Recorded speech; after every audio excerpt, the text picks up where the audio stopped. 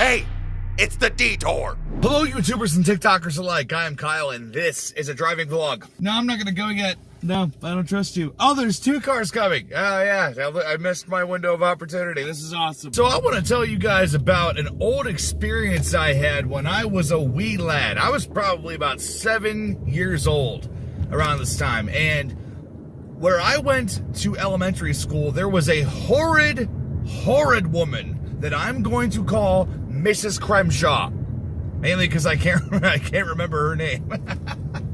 And Crenshaw just sounds evil.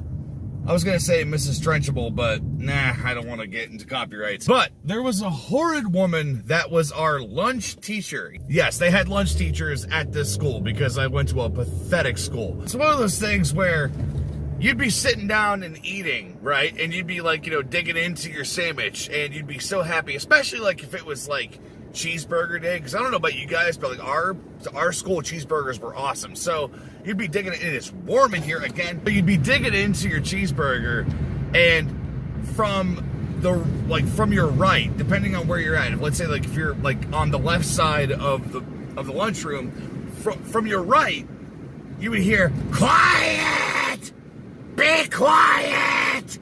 Ah!" She squawked. I swear to God, she squawked. That is not me. I am not making that up. That's not a Kyleism. That is a real thing. Mrs. Crenshaw used to squawk because we were too loud. We would talk too loud in the lunchroom. Now, I never understood why she was so angry.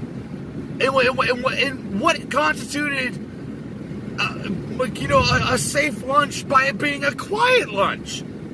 That is so maddening to me. I don't understand. It is, oh my God. I just remember just sitting there for the longest time, and like she would like scare the hell out of all the kids and would like put them at tables by themselves if they talked too much at lunch. How I ever turned into the human being I did is beyond me, because that left an emotional scar on me for such a long time. I actually got to the point where I had a panic attack when I was a kid over this crotchety old bitch.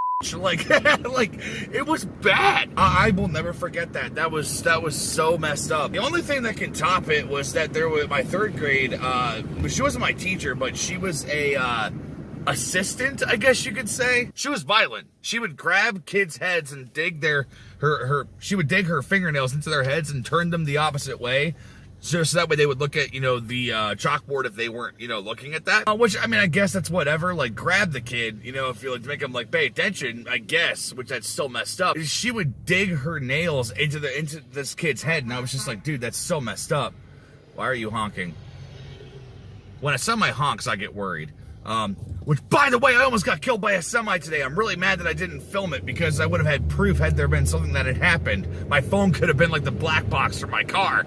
So anyway, no, so there was this, so there was this teacher assistant. She wasn't good enough to be a teacher, so she was just a terrible human being. I bet her husband hated his existence. She was so horrible. Like, I remember at one point, I was so excited.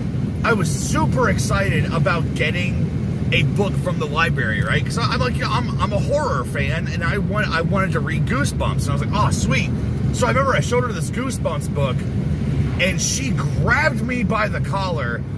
I shit you not. She flipped me around, grabbed me, and said, "You're going to read this book to me to prove to me that you can read it, because if not, you're not going to waste your time."